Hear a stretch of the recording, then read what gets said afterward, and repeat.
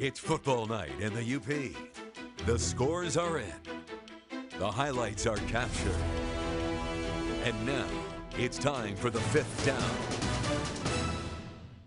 Our game of the week featured one team looking to punch their ticket to the postseason and another looking to play spoiler.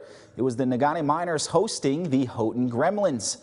The Miners would jump out to an early lead in this one and never look back. In the first quarter, Nogami quarterback Jason Waterman, he'll fake the handoff and he keeps it himself to open up the game. That's a 23-yard run to put the Miners ahead 7-0 after the made extra point. Later, Nogami would get some help from their special teams as Leo Helpy would break through and block the punt, allowing his brother Finn to pick up the ball for a scoop and score. Talk about a family connection there. That allowed Nogami to shut out the Gremlins tonight 35-0, making them winners of 6 in a row and clinching a playoff berth. Oh, that was so great. I came through the hole. Coach Jay called block left. I came through the hole. I saw him bringing his foot up. I jumped up, hit my arm.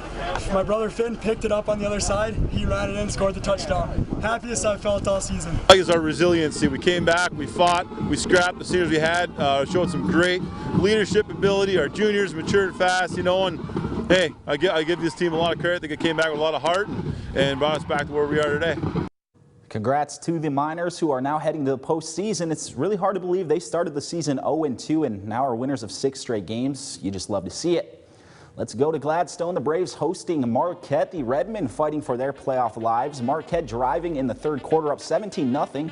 Austin Riddle going to find Isaac Johnson, but he's going to fumble the ball, and the Braves, they're going to jump on it, and Gladstone, they're in business. A few plays later, Ryan Baldovsky hands the ball off to Cole Hansen. The ball's going to pop out, and it's going to fall into the end zone, and Connor McKenzie going to save the day. It's ruled a fumble recovery in the end zone for the score. Marquette now leading 17-7. But Marquette, they're battle tested, and they would come back with the answer. Riddle with a nice pass, but even better catch by Drew Weibel. And then a bit later, it's Riddle. He's going to roll right, turn, and a quick toss back to Brady Wright. Wright sees nothing but space down the sideline. He is gone.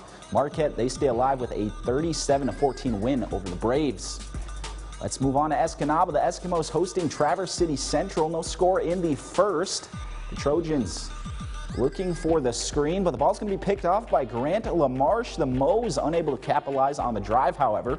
This is a later drive for Escanaba. The ball is going to be fumbled, and that'll be scooped up by Josh Burnham. He's going to take it all the way the other way, and he'll be tackled at the Escanaba 17-yard line.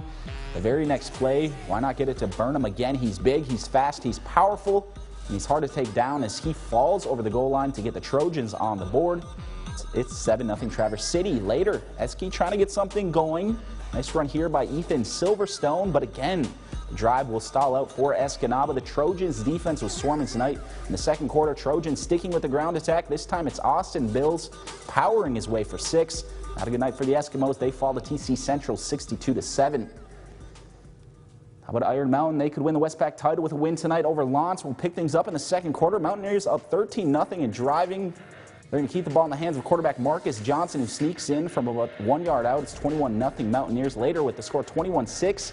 Johnson with the pitch to Caleb Ivasovich-Hines, and he's going to find the edge. He's a load. Lance defenders unable to take him down. What a year Ivasovich-Hines is having.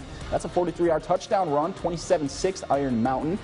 Keeping their foot on the gas. Caleb Berkman is going to get on the action. He powers his way in for 6 more. He finished with over 100 yards and 2 touchdowns. Iron Mountain, they stay a perfect 8-0 with a 51-6 win over Lance. Some more scores for you. Calumet, they roll over Hancock tonight 42-6. Ishpeming gets their 6th win over Munising and is headed to the postseason. Menominee, they top Kingsford tonight 47-6. And West Iron County, they're also headed to the playoffs after they got win number 6 over Gwin tonight 39-6. A nice win for Manistee over Norway tonight 19-14. And Westwood, they are back to the playoffs after shutting out Gogebic 47-0. In the 8-player district, Kearney Nato, they fall to North Central 68-8. That North Central team just keeps on racking up the points. In Pickford, they have no trouble with Rapid River tonight. The Panthers top the Rockets 54-28. A great hockey game between the Northern Michigan hockey team and Boston University. NMU trailed number 20 Boston 4-1 at the start of the third period. But the Wildcats make a wild comeback, and they would end the game with a 4-4 tie. These two